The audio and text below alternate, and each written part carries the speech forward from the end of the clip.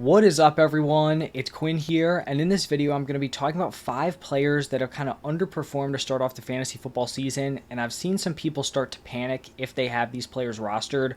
All these guys were picked pretty early on in fantasy football drafts, so since they've underperformed early on, people are starting to freak out. Maybe they want to trade these players, maybe they want to cut these players, maybe they want to bench them. I'm just going to be going through maybe why these players are struggling, talking about whether or not I think this is going to continue. Are they going to bounce back? Should you try to buy low on them? Should you cut them? Should you bench them? Really, what should you do with these players at this point? And even if you don't roster any of these players, there could be an opportunity to buy low on these guys or maybe even pick one of them up off of waivers. So let's just jump right into it. I think we have to start off here with Derrick Henry. He was pretty much locked in as like a round 2 pick for fantasy football. He's currently the running back 26 in points per game at 11.5 PPR points per game. And I feel like the overall concern for Derrick Henry coming into the season was whether or not he'd regress as a player, and then would he be able to handle another huge workload. So even if he had that huge workload, if he fell off, his efficiency really dipped, he really may not have paid off at the price he was being drafted at. And then the other concern was he's handled such a large workload over the last like 4-ish seasons, and he's really only had like one season where he missed a significant amount of time. So would that workload catch up on him? Would he suffer some injuries and obviously, not be able to fill into your fantasy football lineup?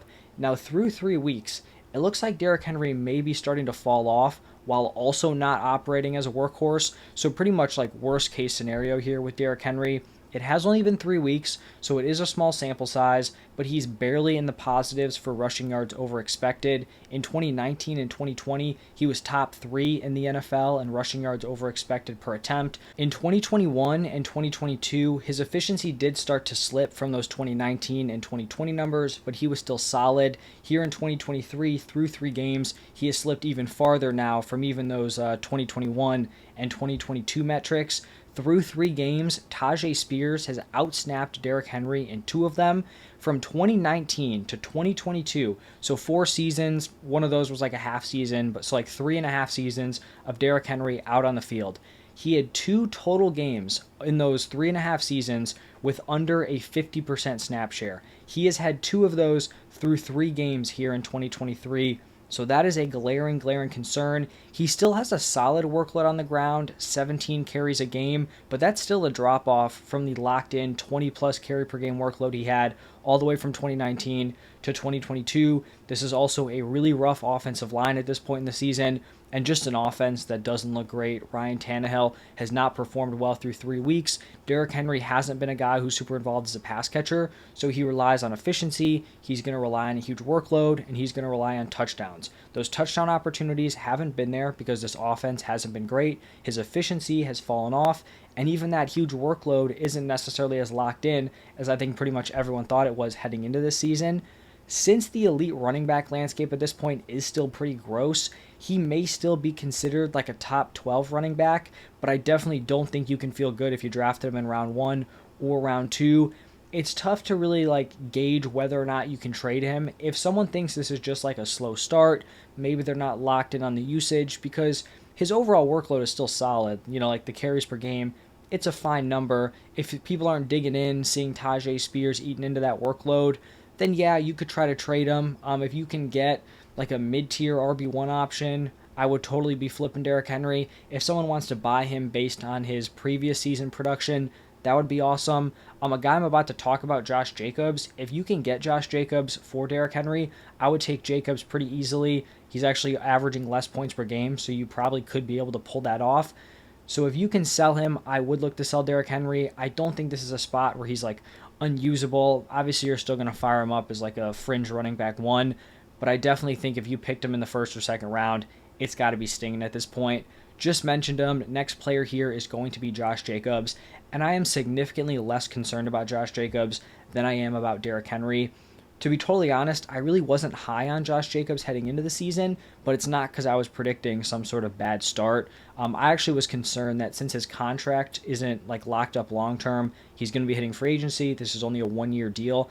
I thought that since the Raiders probably weren't going to be in the playoff picture, that he would end up wrapping his season up early, right? Because if he has a strong season, he's 12, 13 games in, he's showed himself, he put out a nice showing, the team's not in the playoff picture, why is he going to go out there for like those last few games of the season, potentially risk injury, which could just, totally light up his future of getting a big contract in free agency? So that was my concern heading into the season. But if that wasn't a factor, I would have felt great picking him in the second round, which is pretty much where he ended up going anyway.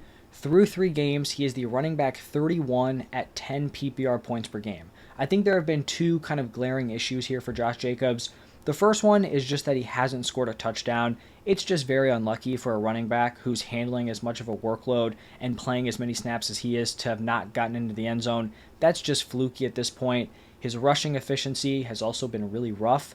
Like I said, the touchdown thing is unlucky. This is not like a roll thing where he's losing out on goal line carries to a backup. He is still locked in, getting that workhorse role. He just hasn't gotten into the end zone. Those touchdowns should come throughout the season. Then when we're looking at the efficiency, it's possible his efficiency falls off as a whole this season and he ends up kind of being an inefficient workhorse, but he's currently at 2.4 yards per carry, which is just like impossibly low. That is bound to go up. He'll probably be in like the 4+ yards per carry area, probably at a minimum. If we're being honest here, like I said, his workload still really strong. 82% opportunity share, which is 5th in the NFL. His receiving usage and production has been solid. 14 targets through 3 games. That's 6th for running backs. He's 3rd in receiving yards, 7th in target share, 5th in yards per reception, and then 4th in yards per route run. So that receiving production is solid. He just needs to get into the end zone.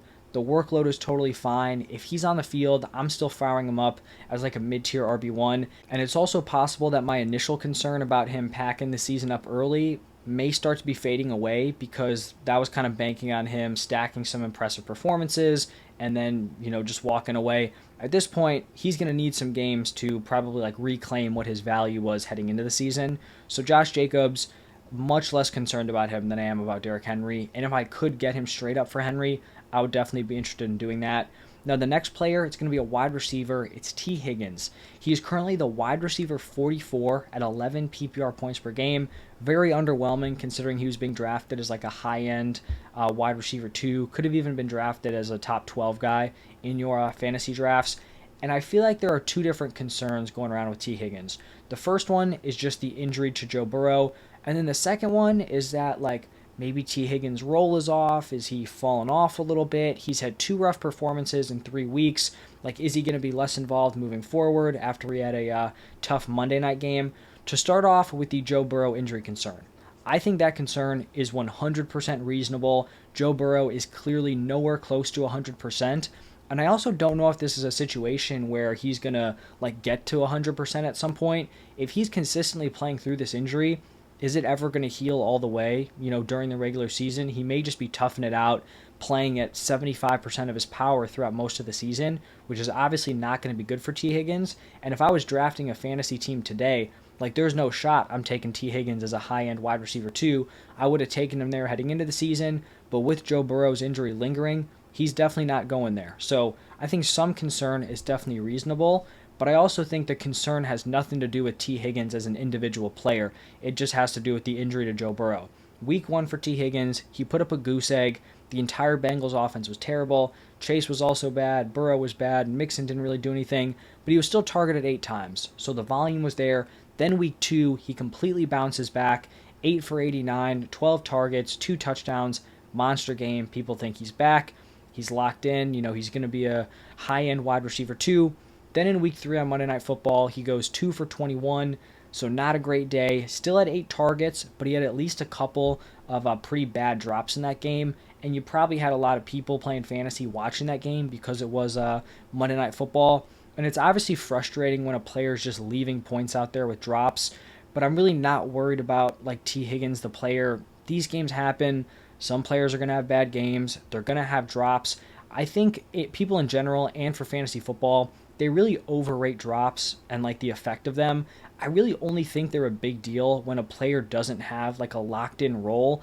Like say you have some sort of like fringe running back who's just getting on the field. Maybe you like him as like a late season breakout. If he's getting out there for 15 snaps and he drops a pass or 2 in that game, that's probably really going to hurt him in the long term. Same thing with like a wide receiver 3. But T. Higgins has a very, very established role in this offense. A couple of drops isn't going to remove him from being the wide receiver 2 in this offense. And it's also not going to make Joe Burrow like not throw to him or not look his way. That whole argument is like completely insane. Joe Burrow is not going to be going through his reads, see, oh, look, T. Higgins is open, and then think back to last Monday night, oh, he dropped 2 passes, not going to rip it. That's just not how it works. So I would not be concerned about T. Higgins as the player. I still think he's a wide receiver 2, but he's definitely not a high-end wide receiver 2 option. So probably kind of play in the middle on that one. Just my concern is more locked in on Burrow compared to T. Higgins. Now shifting over to the tight end position, we're going to be talking about Darren Waller here. He's currently the tight end 10 with 8.4 PPR points per game. I was really high on Waller heading into the season, and there's no doubt that through 3 weeks, his production has been disappointing, but I'm really not panicking at all on Darren Waller here. We have to look at the context of those 3 games. 2 of those games, the Giants were just destroyed by 2 of the best defenses in the NFL. Week 1 against the Cowboys, they put up 0 points. So tough to produce when your team doesn't get on the board. Week 2, they score 12 points against the 49ers.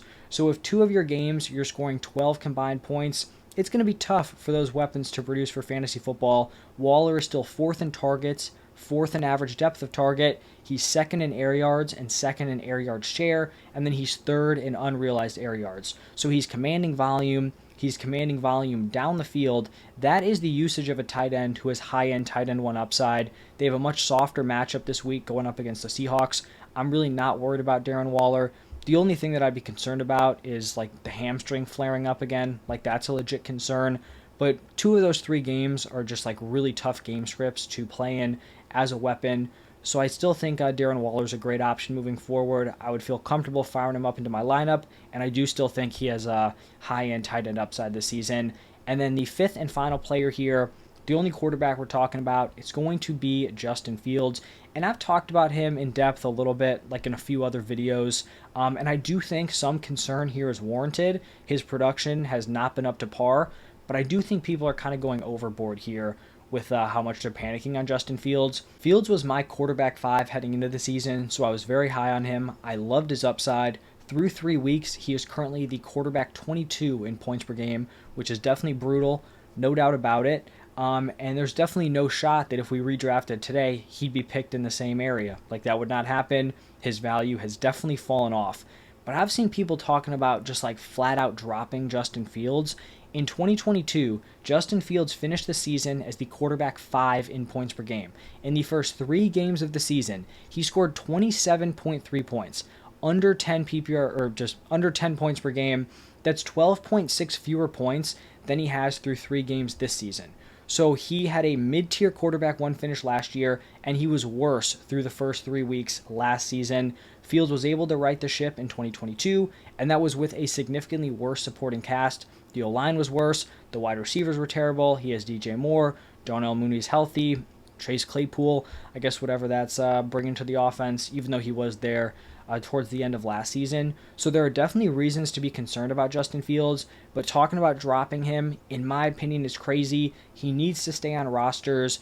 Like you going out and making a statement by dropping Justin Fields because he's been bad for 3 weeks and going and picking up like a Matthew Stafford, that's just not helping your fantasy team. You probably spent round 5, round 6 pick on Justin Fields, and you're just completely throwing away any sort of upside you could get out of him to just like, put a mid-tier QB2 on your roster. I don't think it makes sense. If you want to go out and get like a QB2, CJ Stroud type guy, I know Jordan Love just played, but like someone like that, I think that's fair if you do have some long-term concerns with Justin Fields, but he does need to stay on your roster because he just has some upside you're not going to find on the waiver wire for the quarterback position. So those are going to be some of the players maybe we should be panicking on, maybe we shouldn't. Derrick Henry, Josh Jacobs, T. Higgins, Darren Waller, and Justin Fields. It seems like for most of these, some concern is reasonable, but full-blown panic is probably not the best route. I think Henry's probably the guy I'm most concerned about just because